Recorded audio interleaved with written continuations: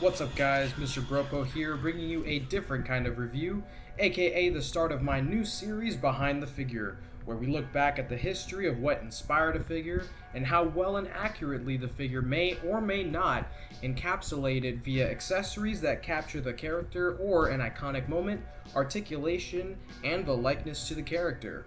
I was planning for this first episode of my new series to be on a different film plus figure combo, but due to an impromptu trip to Target and an unexpected find I'd been anticipating for quite some time, and totally not the impending release of the next Dead Meat recount, we'll be taking a look at NECA'S Jason Voorhees from Friday the 13th Part 7, The New Blood. But first, let's give this highly awaited release some context by looking at the source.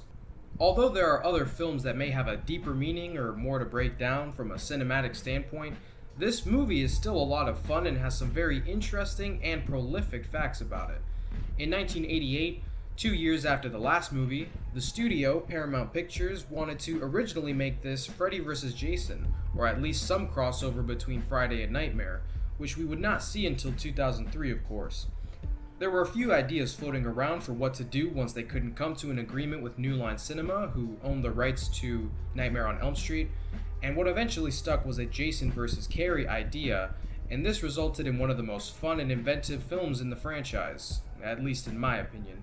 It isn't a perfect movie, but what Jason movie is? Most of these films are really not that great, but they're fun and often cheesy slashers, with some of them just being downright bad. But it's fine, these movies aren't trying to win awards or anything, even though Barbara Sachs, the film's producer, had bigger goals in mind, with screenwriter Daryl Haney stating she wanted it to be unlike any other Friday the 13th movie.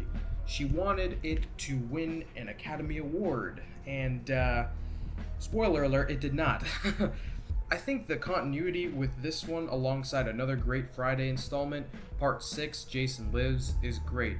And Tina Shepard's actor, Larb Park Lincoln, is awesome, especially by this franchise's standards of questionable performances with the exception of a few actors.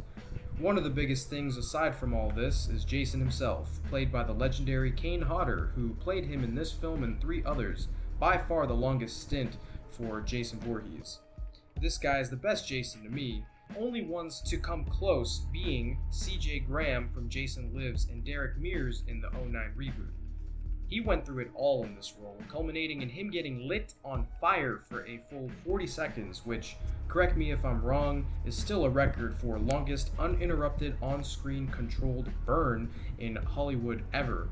His performance truly sells Jason as this unstoppable beast, since even though Tina Shepard throws everything, including a head on a potted plant, he still gets up and is one imposing killer. So, how did NECA capture this iteration of Jason? Let's find out.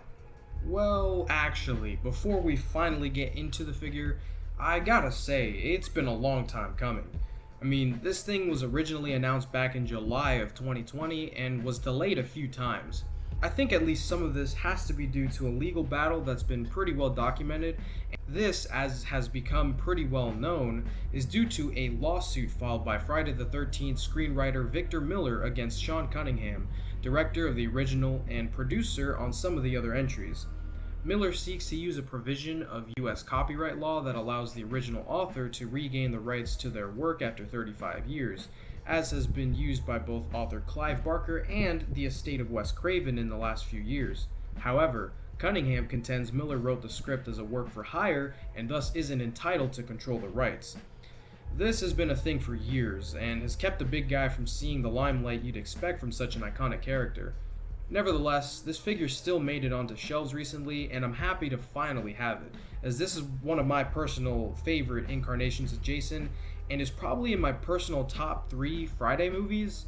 I just love the fact that Tina is such a formidable foe to him, and this is Kane Hodder's first time playing the character that he'd go on to play in the subsequent...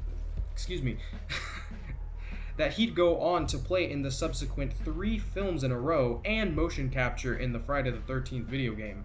So, now looking at this thing, well honestly, it's amazing in terms of likeness and sculpt. I mean, just look at this visceral detail. I mean, this is exactly how I remember seeing Jason in this movie, all torn up and worn down. They even added this sort of gloss to match the wet flesh under the separate rubber parts for the shredded clothes, I mean, it's just, yeah, man, it's gross, man. uh, this is from him rising up out of the lake when he was drowned in part 6 by Tommy Jarvis. And, you know, he gets all chained up and he gets dumped into the lake. And speaking of, they even use this little, like, metal chain that they have around his neck. It's like, I don't know if you want to call it an accessory or just a detail, but it's really great attention to detail. You get 2 unmasked heads, which look fantastic. The roaring open mouth head looks incredible and is sculpted to gruesome perfection. Just look at his spine, which you can see through the shirt. I mean, you know, the way they sculpted it and painted it. I mean, just wow, man. This thing is just, it's absolutely stellar.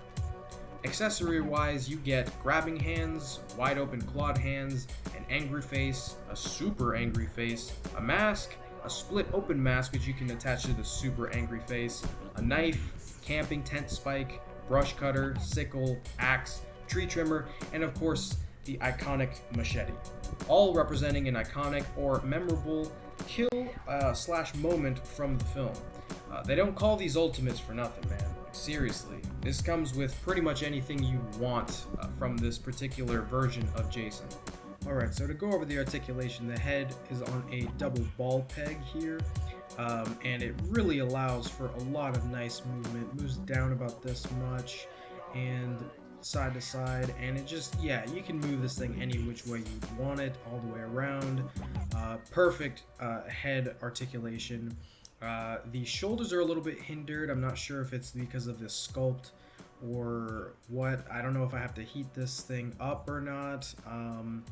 I'm not too sure. The elbows are on double joints that work really nicely, bend in more than 90 degrees, swivel on both points, so that's really nice. Instead of a bicep swivel, you get that. The wrists are on the hinge joints and they swivel as well because they're on hinge pegs. You get a really nice diaphragm joint, moves down about this much and moves back a really good amount.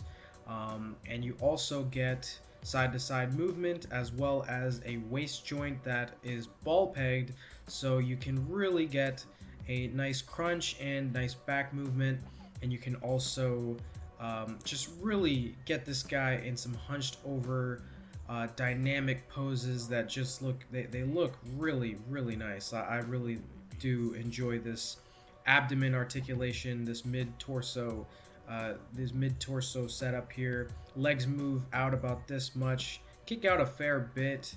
There's a thigh swivel up in there as well.